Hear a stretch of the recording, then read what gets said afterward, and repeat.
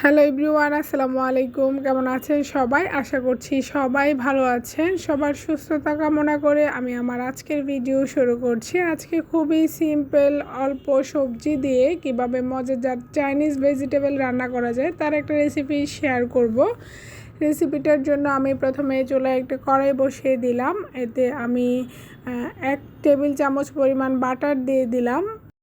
এর সাথে আমি 1 টেবিল চামচ পরিমাণ সয়াবিন তেল অ্যাড করেছি। বাটারটা যখন মেল্ট হয়ে আসছে এর মধ্যে আমি 2 কোয়া রসুন মিহি কুচি করে এর মধ্যে ব্যবহার করছি।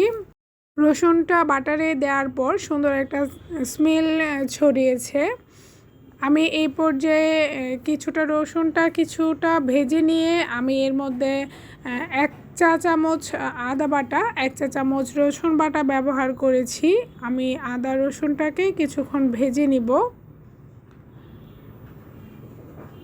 2-3 মিনিটের মতো আদা রসুনটা আমি ভেজে নেওয়ার পর এর মধ্যে আমি লবণ এবং সয়া সস দিয়ে ম্যারিনেট করে রেখেছিলাম কিছু মাংসের একদম হাড় ছাড়া মাংসের কিছু অংশ, আমি সেগুলো দিয়ে ভালোভাবে ভেজে নিচ্ছি।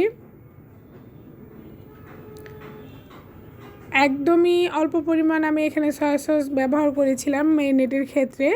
আমি এর মধ্যে কিছু কাঁচামরিচ ফালি ব্যবহার করেছি। এখন আমি একদম মাংসটাকে সিদ্ধ হওয়া পর্যন্ত ভেজে নিব। আমি এখানে ব্রয়লার মুরগির মাংস ব্যবহার করেছি 1 কাপ পরিমাণ। কিছুটা যখন সিদ্ধ হয়ে এসেছে এর মধ্যে আমি দিয়ে দিলাম কিছু মিষ্টি কুমড়ার, আমি দেখতেই পাচ্ছেন কিভাবে সাইজটা কেটে নিয়েছি। যার যার পছন্দ মতো সাইজ করে নিলেই হবে। আমি এর মধ্যে গাজর, বরবটি আর আমি এখানে ব্যবহার করেছি পেঁপে। আমি মিষ্টি কুমড়াটা ছাড়া বাকি সবগুলো সবজি আমি বয়েল করে নিয়েছি প্রায় 80% মতো। আমি এখন ভালোভাবে নেড়ে চেড়ে মিশিয়ে নেব। মিডিয়াম হাইয়ে আমার এই সবজিটা রান্না হচ্ছে। চাইনিজ রান্নার ক্ষেত্রে অবশ্যই মিডিয়াম হাই রান্না করতে হয়, না হলে দেখা যায় সবজির কালারটা নষ্ট হয়ে যায়। আমি ভালোভাবে মাংস এবং আদা রসুনের সাথে যখন সবজিগুলো ভালোভাবে মেশানো হয়ে যাবে আমি 3-4 মিনিট নাড়াচাড়া করে এমনিতেই ঢাকনা ছাড়াই আমি কিছুক্ষণ রান্না করে নিব। আমার মোবাইলটার মাঝখানে বন্ধ হয়ে গিয়েছিল, বুঝতে পারিনি। আমি এখানে দেখতেই পাচ্ছেন বড় বড় কোয়া করে আমি পেঁয়াজ ব্যবহার করেছি। এখানে আমি একটা ক্যাপসিকাম সবুজ ব্যবহার করেছি। আমি এর মধ্যে ক্যাপসিকাম দেওয়ার পর আমি ভালোভাবে নেড়ে চেড়ে আমি সিদ্ধ করে রাখা যে সবজির পানিটুকু ছিল সে পানিটুকু আমি ব্যবহার করেছি এখানে।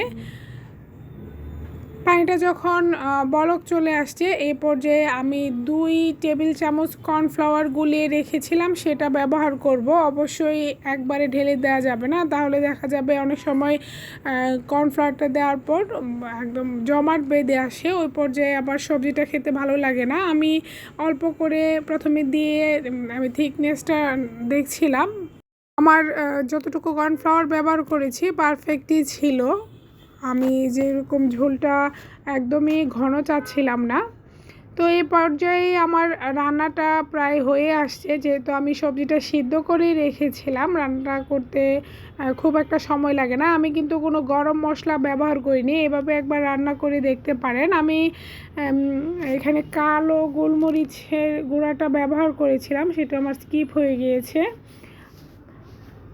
দেখতেই পাচ্ছেন সবজির কালারটা একদমই পারফেক্ট আছে, কোনো কালারই নষ্ট হয় নাই।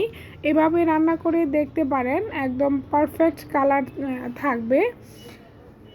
তো আমি এর মাঝে 1 চা চামচ পরিমাণ আমি এখানে সস ব্যবহার করছি। সুন্দর একটা কালার চলে আসবে, একদমই হোয়াইট থাকবে না ঝোলের অংশটুকু।